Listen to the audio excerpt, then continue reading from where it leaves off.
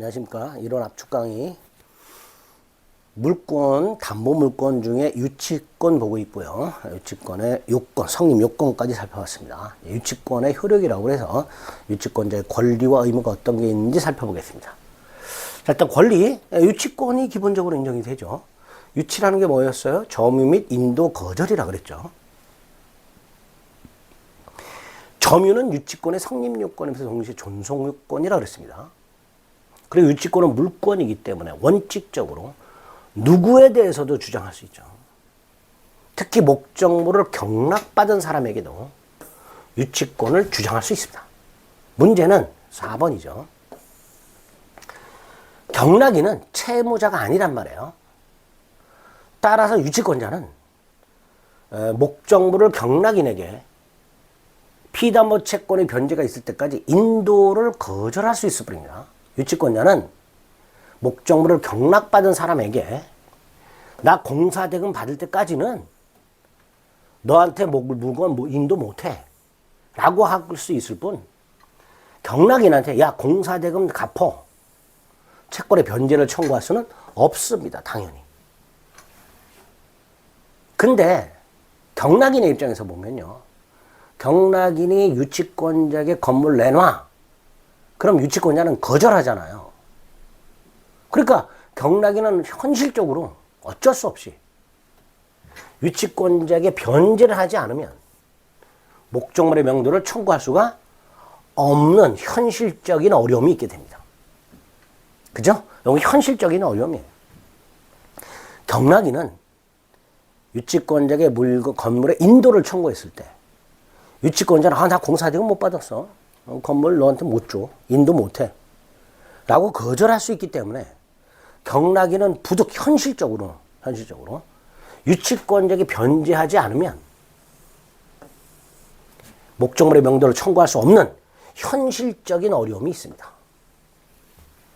근데 요거 가지고 변제하지 않으면 명도 청구할 수 없으니까 변제 의무가 있는 거 아니냐라고 확대 해석하면 안 됩니다. 아시겠죠? 이 문장을 잘 기억해 두셔야 됩니다. 경락인은 유치권자에 대해서 변제하지 않으면 경매 목적물의 명도를 청구할 수 없는 현실적인 어려움이 있다. 단 그렇다고 해서 경락인이 공사대금을 갚아야 할 채무자는 아니기 때문에 유치권자가 경락인에게 공사대금 내놔 라고 변제를 청구할 수는 없습니다. 5번은 말씀드렸죠. 건축주가 유치권자를 상대로 건물 인도 소송을 제기했을 때, 첫째, 건축회사는 유치권을 주장해야만 법원은 고려하게 되고, 두 번째, 그걸 법원이 인용을 하게 되면 법원은 원고 일부 승소 판결한다 그랬죠. 즉 유치권자에게 유치권자 너는 피고 너는 원고 갑으로부터 공사대금을 지급받는 것과 상환하여 건물을 인도하라. 이렇게 판결한다 그랬습니다. 그걸 원고 일부 승소 판결 또는 상환 이행 판결 이렇게 부른다 그랬습니다. 자, 유치권자의 권리를 보고 있습니다. 자, 경매권과 간이변제 충당권이라는 게 있는데요. 322조 1항을 보면 유치권자는 채권의 변제를 받기 위해서 유치물을 경매할 수 있다라고 되어 있는데, 요거 우선 변제를 받기 위하여라고 해석하면 절대로 안 된다 그랬죠. 유치권자는 우선 변제권이 없다 그랬습니다. 그럼 이건 뭐냐? 예를 들어서 수산물 가공업을 하는 사람이 수산물을 가공을 끝냈는데 가공비를 안 줘요. 그럼 부득 수산물을 유치해야 될 거 아니에요. 근데 이 수산물은 썩기 쉽잖아. 언제까지 유치할 수는 없잖아요. 그러니까 팔아가지고 돈으로 유치해 놓는 게 낫단 말이지. 그럴 때 필요한 게 이거란 말이에요. 322조 1항. 그래서 이 경매는 우선 변제를 위한 경매가 아니라 환가를 위한 경매. 이렇게 불러요. 매각이 필요하기 때문에 부득 개인적으로 매각하면 안 되잖아요. 그러니까 환가를 위한 경매라고 합니다. 어쨌든 유치권자는 우선 변제권은 없지만 경매권은 있다. 자, 이 항은 좀 전에 했던 그 수산물 썩기 쉽잖아. 경매하거나 또는 가공비하고 그 유치하고 있는 수산물의 가격이 비슷해. 그래서 수산물 가공업자가 유치하고 있으면서 그 수산물을 감정평가한 다음 수산물 자체로 직접 가공비에 충당할 것을 법원에 청구할 수 있습니다. 그리고 법원이 간이 변제 충당 결정이란 걸 합니다. 어떻게? 수산물 소유권 유치권자에게 귀속한다. 이런 식으로. 이런 걸 간이 변제 충당이라고 하게 됩니다. 물론 이때 유치권자는 미리 채무자에게 통지를 해줘야 되겠죠. 이런 걸 간이 변제 충당이라 합니다. 간이 변제 충당 요건 4가지. 정당한 이유가 있을 것. 감정 평가를 거칠 것. 그 다음에 법원에 청구할 것. 미리 채무자에게 통지할 것. 그래서 이런 식으로 나오는 경우가 있습니다. 정당한 이유가 있는 때 유치권자는 감정인의 평가에 의하여 유치물로 직접 변제 충당할 수 있다라고 나옵니다. 그럼 틀린 집입니다. 충당할 수 있다가 아니라 충당할 것을 법원에 청구할 수 있답니다. 조심하셔야 됩니다. 자, 경매권 우선 변제를 위한 경매가 아니라 환가를 위한 경매라고 말씀을 드렸습니다. 간이 변제 충당권 요건 말씀드렸고요. 간이 변제 충당 법원에 의해서 유치 목적물의 소유권이 유치권자에게 이전되는 거죠. 그럼 부동산의 경우에도 법원의 결정에 의해서 소유권이 넘어가는 거니까 등기 필요 없게 됩니다. 요거까지 기억하세요. 간이 변제 충당 유치 목적물로 직접 변제 충당하는 것을 말하는데 법률 규정, 법원에 의한 물권 변동이니까 등기를 요하지 않는다. 자, 과실수취권. 유치권자는 유치물의 과실을 수취하여 다른 채권보다 먼저 자신 채권 변제 충당할 수 있다. 예를 들어서 건물을 유치하고 있는 을이, 건축업자 을이 건축주 갑, 근데 공사대금을 안 줘요. 그래서 건축업자 을이 건물을 유치하고 있습니다.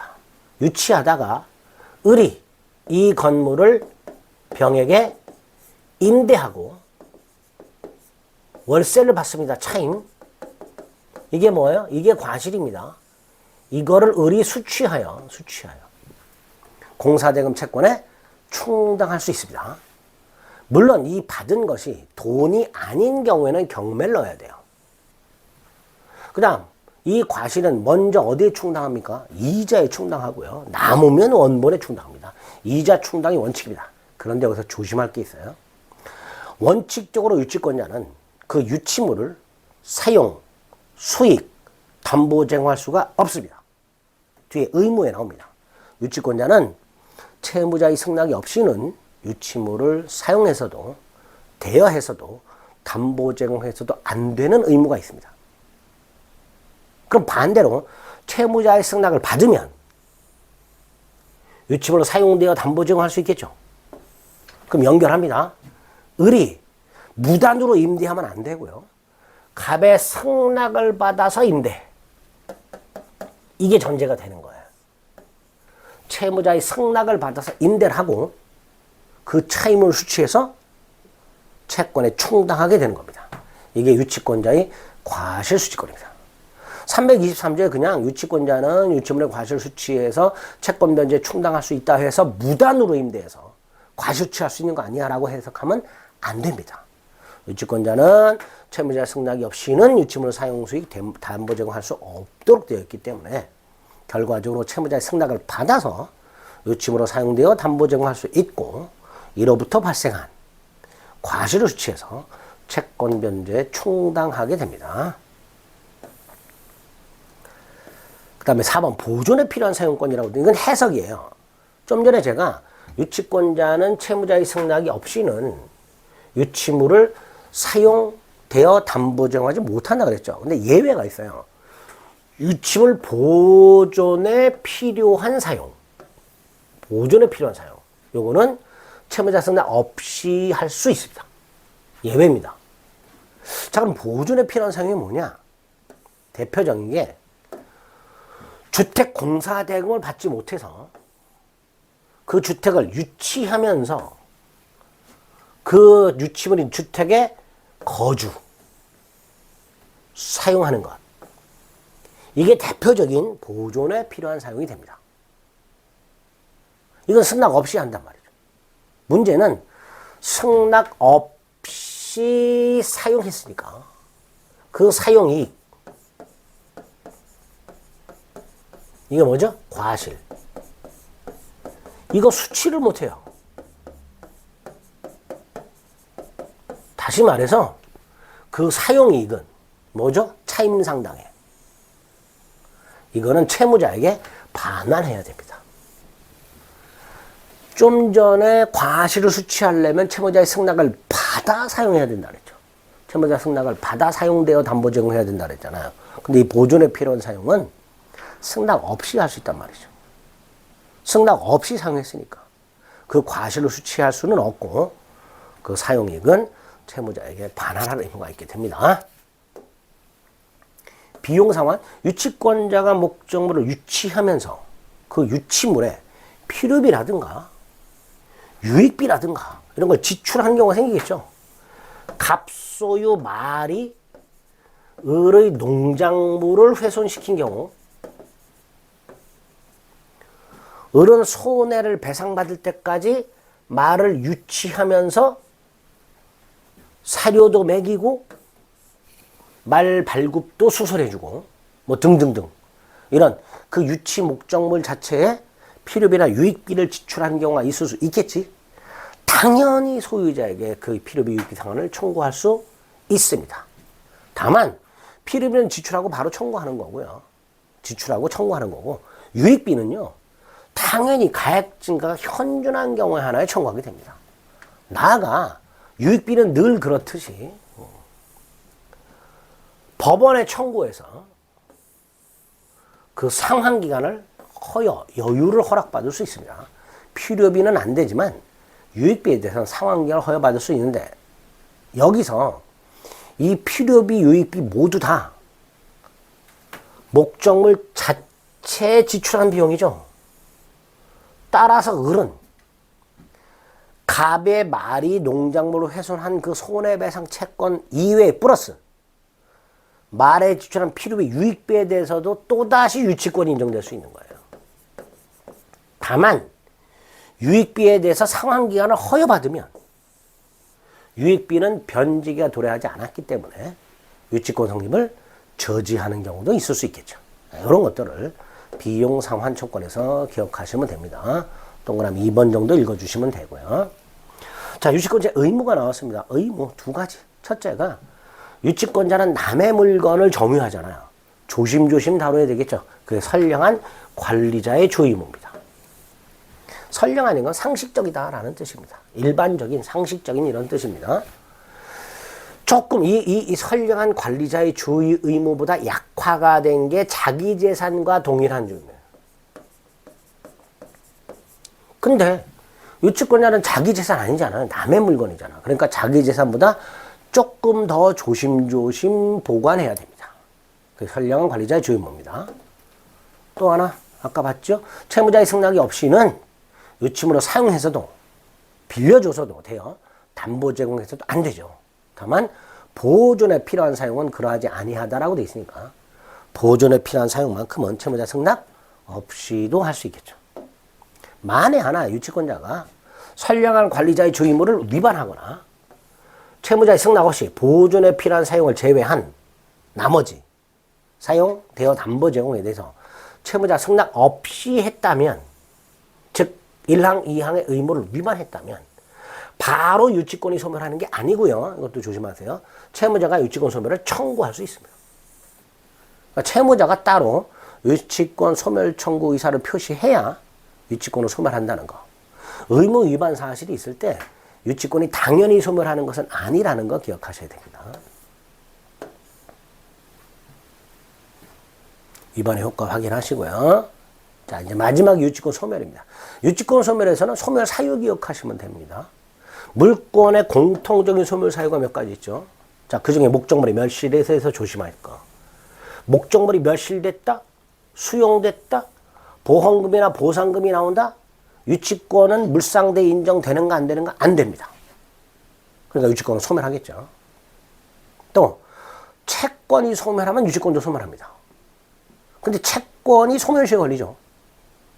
따라서 유치권만 따로 소멸시에 걸릴 필요는 없겠지. 그죠? 유치권은 소멸시효에 있어 소멸하진 않습니다. 채권이 소멸하면 유치권 소멸하겠죠? 대표적으로. 자, 근데 좀 전에 뭐라 했어요? 채권 소멸 사유 중에 하나가 소멸시효가 있어요. 그죠? 채권을 일정 기간 행사하지 않으면 소멸하겠죠. 자, 문제는 유치권을 행사하고 있을 때, 채권의 소멸시효가 중단되느냐, 진행되느냐의 문제가 생깁니다. 당연히 중단되지 않습니다. 채권은요, 채권을 행사하지 않으면 소멸시효가 진행해요. 채권을 행사하지 않으면 소멸시효가 진행합니다. 반면에 채권을 행사하면 소멸시효가 중단됩니다. 건축업자가 건축주에게 공사대금을 달라 소리를 안 하면, 공사대금 내놔 소리를 안 하면, 공사대금 채권을 행사하지 않으면 그 공사대금 채권은 소멸시효가 진행이 돼요. 반면에 건축주에게 공사대금 내놔, 즉 공사대금 채권을 행사하면 그 소멸시효 진행이 중단이 됩니다. 근데 유치권자가 유치권 행사하고 있어요. 이거 공사대금 채권 행사로 볼 수 있어요, 없어요? 볼 수 없죠. 유치권 행사한다는 건 건물을 점유하면서 반환을 거절하는 거고요. 채권 행사는 공사대금 내놔라고 요구하는 거잖아요. 청구하는 거죠. 그러니까 단순히 점유하면서 반환을 거절하는 것을 공사대금 내놔, 채권 행사로 볼 수는 없단 말이죠. 결과적으로 유치권을 행사하고 있다 하더라도 따로 채권을 행사하지 않는 한 채권의 소멸시효는 진행됩니다.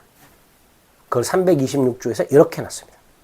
유치권의 행사는 채권 소멸시효 진행에 영향을 준다 안 준다? 영향을 주지 않는다. 무슨 뜻? 유치권을 행사하고 있다 하더라도 따로 채권을 행사하지 않는 한 유치권은 소멸시효가 진행한다. 이런 뜻입니다.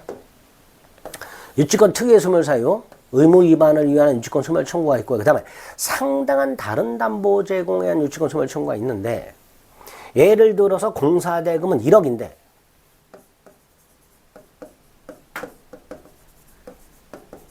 유치하고 있는 건물은 10억짜리야. 그럼 채무자 입장에서는 1억 때문에 10억짜리 건물을 사용 못하고 있으니까 유치권자에게 1억에 상응하는 다른 담보, 땅 같은 거, 이걸 제공하고 건물 돌려달라 청구할 수 있어야 되겠죠. 이게 327조입니다. 채무자는 상당한 담보를 제공하고 유치권 소멸을 청구할 수 있습니다. 자, 여기서 첫 번째, 상당한 담보를 제공하고 유치권 소멸을 청구해야 유치권 소멸합니다. 상당한 담보를 제공했다는 사실만으로 유치권을 소멸하는 게 아닙니다. 당연히 소멸하는 게 아니에요. 두 번째, 이때 상당한은 채권액에 상응하는 담보를 말합니다. 유치 목적물 가격 10억짜리 담보를 말하는 게 아니고요. 채권액 1억에 상응하는 담보를 말하게 됩니다. 근데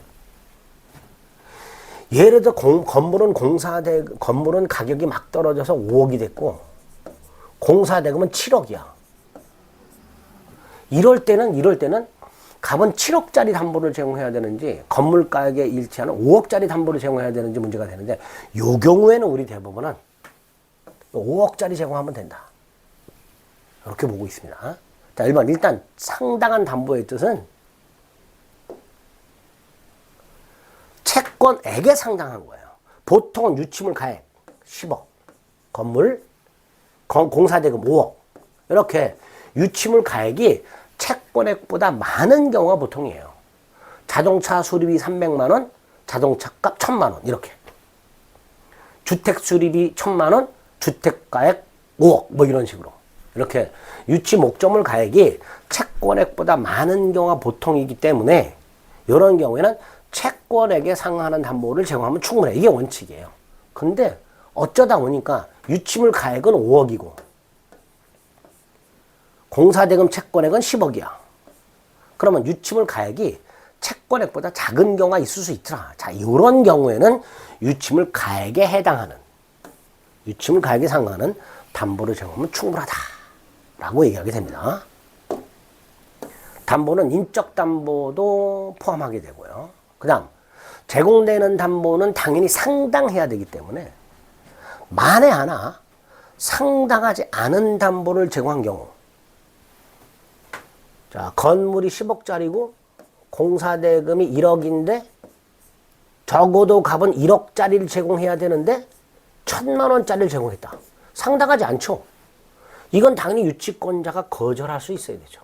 결과적으로 제공되는 담보에 대해서는 유치권자의 승낙. 근데 1억짜리를 제공했는데 승낙을 안 해. 그럼 승낙에 대신하는 판결이 필요하게 됩니다. 그 다음 디귿. 상당한 담보 제공만으로 유치권 소멸하지 않고요. 유치권 소멸 청구 의사 표시가 따로 있어야만 소멸한다는 거 기억하시면 되겠습니다. 자, 마지막으로 점유 상실에 대한 소멸이 있는데요. 점유는 유치권의 성립요건 앤드 존속요건이라고 그랬죠. 따라서 유치권자가 점유를 상실하게 되면 유치권은 소멸하는 게 당연히 원칙입니다. 그런데 이 점유 상실의 원인 중에 하나, 점유 침탈에 의한 상실의 경우, 요거 좀 문제가 생기죠. 유치권자가 스스로 점유를 상실한 게 아니라 누군가의 침탈에 의해서 점유를 상실한 경우에는 204조 1항에서 점유물 반환을 청구할 수 있죠.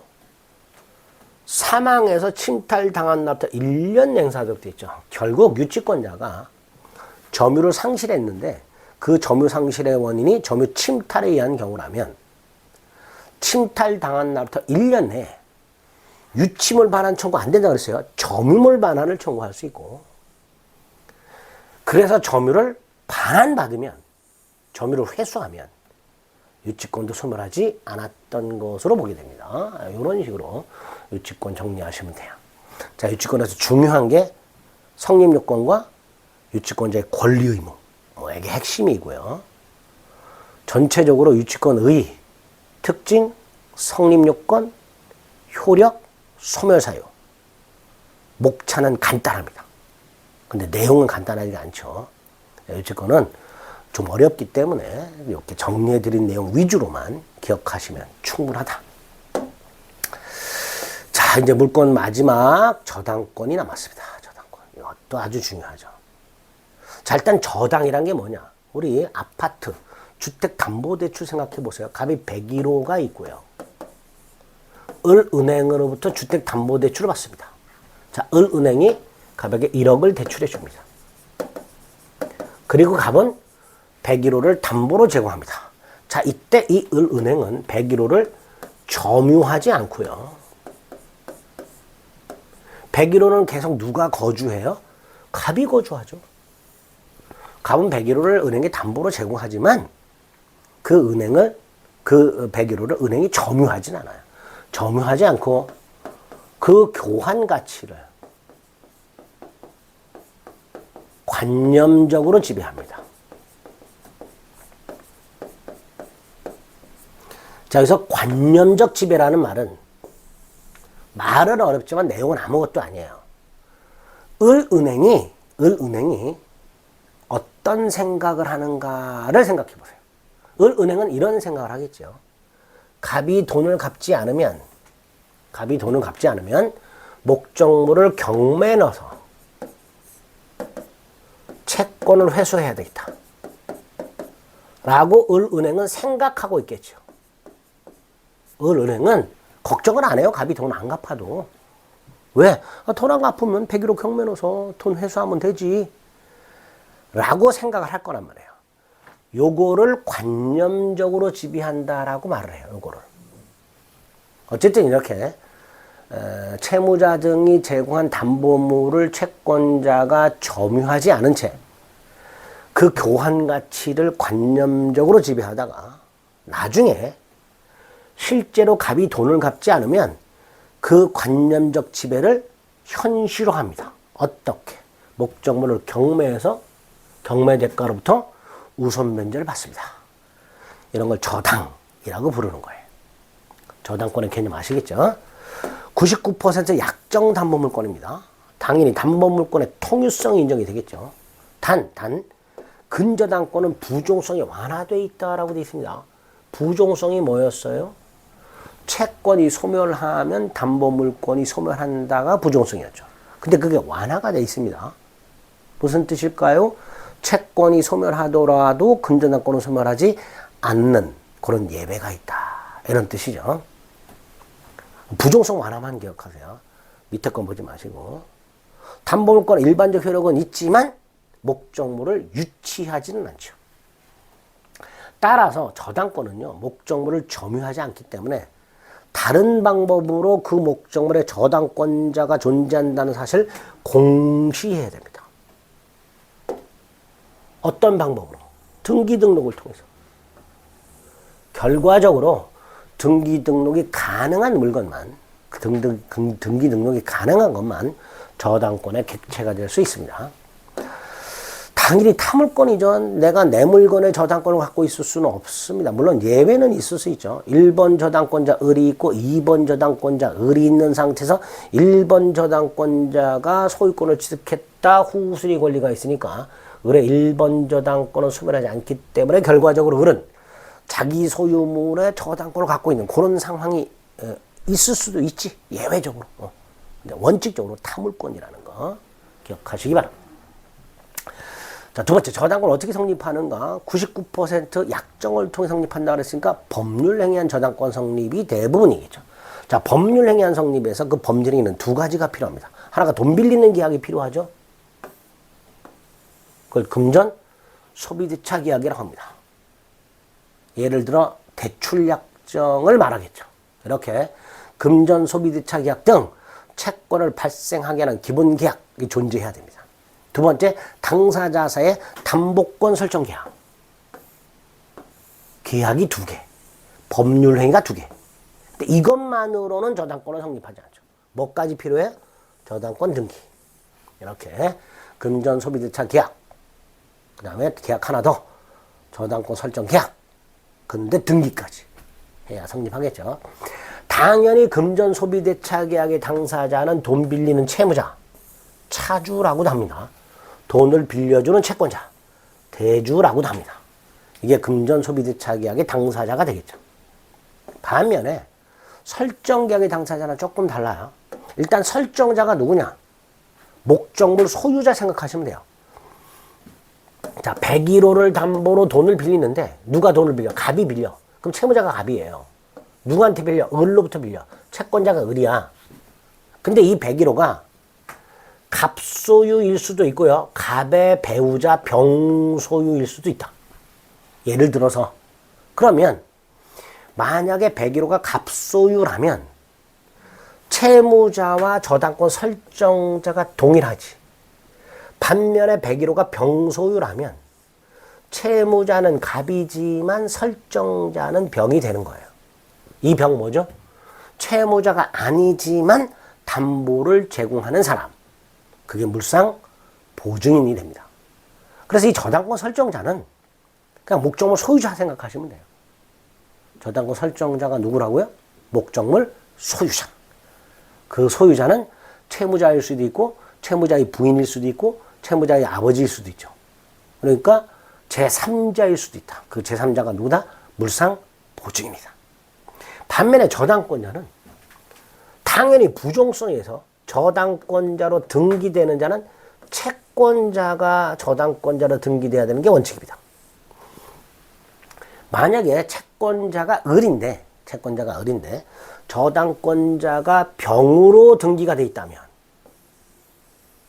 채권자는 을인데 저당권자가 병으로 등기돼 있다면 이 등기는 원칙이 무효예요.